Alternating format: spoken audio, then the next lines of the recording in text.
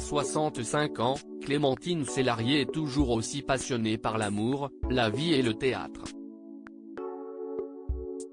Voilà plusieurs années maintenant qu'un projet lui a offert la possibilité d'allier ses 3 centres d'intérêt d'un seul coup, les représentations du roman Une vie de Guy de Maupassant. Sur la scène du théâtre des Mathurins puis du Petit Saint-Martin, Clémentine Célarié se donne corps et âme, comme pour traduire et transmettre toute l'admiration et la passion qu'elle voue à l'auteur découvert dès sa plus tendre enfance. Guy de Maupassant a même, et ce bien malgré lui, permis à Clémentine Célarié de connaître ses premiers émois d'adolescente. Comme elle l'a confié à Paris Match, CIST grâce à un cadeau de sa maman, qui l'a emmené voir les contes de la Bécasse, que Guy de Maupassant devient son frère d'âme et un célèbre auteur, la cible de son cœur. À l'époque, Gérard Guillaume a lu ses histoires et fait craquer Clémentine Célarié. J'ai eu un coup de foudre, se souvient-elle. Je ne sais pas pour qui ou pourquoi. L'auteur, le théâtre, l'acteur.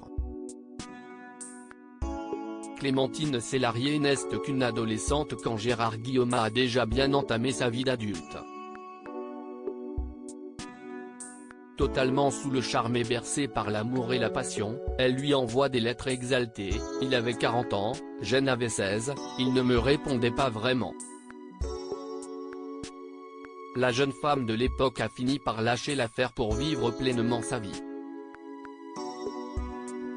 Mère de 3 enfants, Tismé, fils d'Henri Diallo, et Gustave et Balthazar, les garçons qu'elle a éhoussent avec le réalisateur Christophe Reicher, Clémentine Célarié n'a plus qu'un maître mot dans son quotidien, profiter. Tout le monde pense que tu vas mourir en 2021, Clémentine Célarié reprend la plume et publie les mots défendus aux éditions.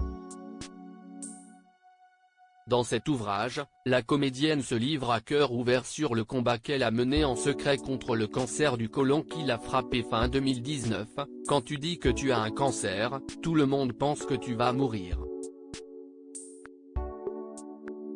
Je n'avais pas envie de faire dans le larmoyant. »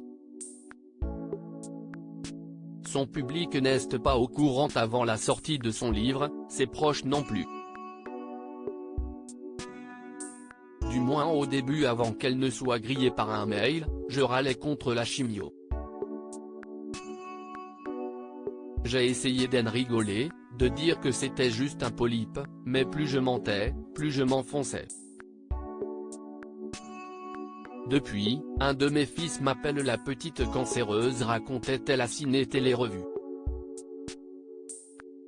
Cette épreuve lui a fait prendre conscience de l'essentiel, quand vous avez eu un cancer, vous êtes comme un incendie de forêt.